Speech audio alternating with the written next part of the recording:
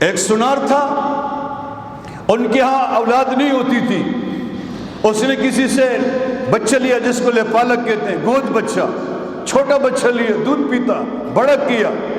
ایک دفعہ جب وہ اپنے گھر میں آیا تو اس کی بیوی رو رہی تھی۔ بیوی سے کہا کیوں رو رہی ہے؟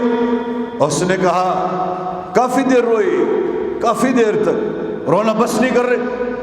تو اس نے کہا جس چھوٹے بچے کو ہم نے بڑا کیا، جس کو ہم نے اپنا بچہ سمجھا، چھوٹا بڑا کیا، بچہ ہے، آج جب یہ مجھے سودا کا تھیلا پکڑا رہا تھا تو اس نے میرے ساتھ کو غلط انداز سے دبایا۔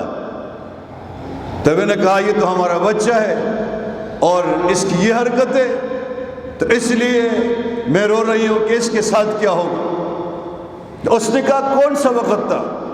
تو اس نے کہا کہ ٹائم بتایا، مثلا 10 بجے بتایا۔ تو بس اس آدمی نے رونا شروع کیا، پھر وہ بس نہیں کر رہا تھا۔ عورت نے کہا بس کرو، خاموش جاؤ، گھر سے نکال دیں گے، کچھ سمجھا دیں گے۔ تو اس نے کہا کہ بیوی یہ سارا قصور میرا ہے، قصور اس کا بھی نہیں، تیرا بھی نہیں، قصور میرا ہے۔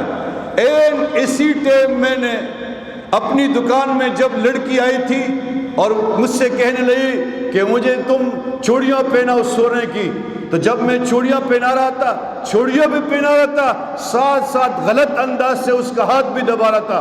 ادھر میں اس کا ہاتھ دبا رہا تھا، ادھر تیرا ہاتھ دب رہا تھا۔ نقد سزا، نقد سزا۔ اگر ہم اپنی ماں کو، بہنوں کو، بیویوں کو، بیٹیوں کو محفوظ رکھنا چاہتے ہیں تو لوگوں کی عزتوں کو محفوظ رکھیں۔ میں اللہ کی قسم کھا کر کہتا ہوں بے حیائی کی سزا بہت خطرناک ہے۔ ہم توبہ کر لیں، اللہ سے معافی مانگے۔